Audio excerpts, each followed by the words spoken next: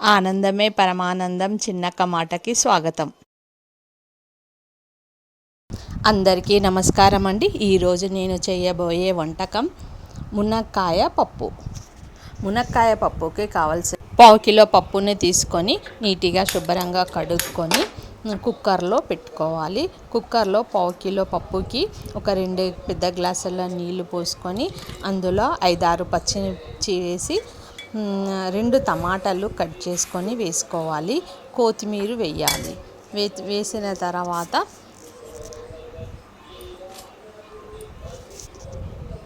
Stove high స్పీడ్లోనే ఉంచుకోవాలి. 1 tea spoon పసుపు, 1 tea spoon అల్లం వెల్లిగడ్డ పేస్టు, 2 స్పూన్లంత కారం వేసుకోవాలి. ఈ 2 స్పూన్లంత కారం వేసుకున్న తర్వాత ఒక హాఫ్ టీ స్పూను సాల్ట్ వేసుకోవాలి. సాల్ట్ తర్వాత మళ్ళీ యాడ్ చేసుకోవాలి. 1 టీ స్పూన్ అంత ఆయిల్ పోసుకొని అది మంచిగా కలుపుకోవాలి. కలుపుకొని ఈ విధంగా కలుపుకున్న తర్వాత కుక్కర్ మూత పెట్టేసుకోవాలి. విజిల్ పెట్టుకోవాలి. ఒక 3-4 విజిల్స్ వచ్చే వరకు పెట్టుకోవాలి. అంత లోపల ఈ విజిల్ వచ్చేంత లోపల మునక్కాయలను పొట్టు తీసి ఇలా కట్ చేసుకోవాలి.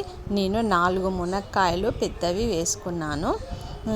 కట్ చేసుకొని అందులో ఒక గ్లాసుడు నీళ్ళు పోసుకొని ఒక గిన్నెలో అవి ఉడికించుకోవాలి. దాంట్లో కొంచెం కొత్తిమీర కరివేపాకు కూడా వేసుకోవాలి. ఒక 50 గ్రామ్స్ చింతపండును నానబెట్టుకోవాలి. చింతపండుని శుభ్రంగా కడిగి పెట్టుకున్న తర్వాత కుక్కర్ విజిల్ వచ్చిన తర్వాత కుక్కర్ను కిందికి దించుకొని పప్పు ఈ విధంగా ఉడికిపోతుంది.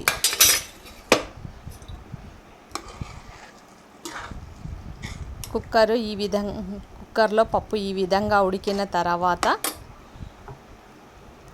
ఇలా పప్పు ఇలా రుద్దుకోవాలి. మెత్తగా అవుతుంది. తర్వాత చింతపండు గుజ్జును ఇలా తీసుకొని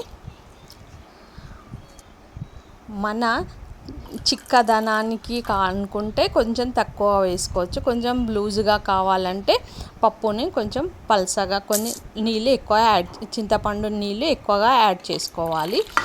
మునక్కాయలు ఉడికిన తర్వాత ఆ మునక్కాయలను ఇందులో వేసేసాలి. మునక్కాయలను కొంచెం ఉప్పు వేసి ఉడికించుకోవాలి. తర్వాత ఈ స్టవ్ మీద ఈ పప్పుని వేసి పెట్టుకొని ఇలా మరిగించుకోవాలి. అప్పుడు ఈ మునక్కాయలకి ఉప్పు కారము అనేది మంచిగా పడుతుంది. కొంచెం ఎక్కువసేపే మరిగించుకోవాలి. తర్వాత కరివేపాకు కొత్తిమీర అన్నీ వేసి మరిగించుకోవాలి. రుచిని చూసుకొని సాల్ట్ని యాడ్ చేసుకోవాలి. ఇలా సాల్ట్ను యాడ్ చేసుకున్న తర్వాత తాలింపు పెట్టుకోవాలి.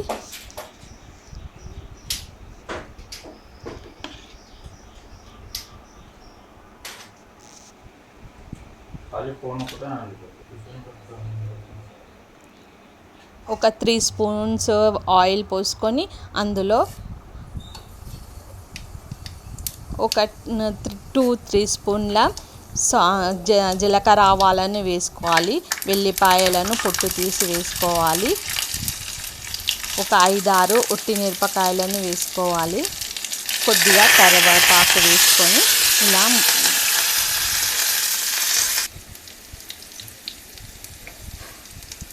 ఇలా వేగనియాలి.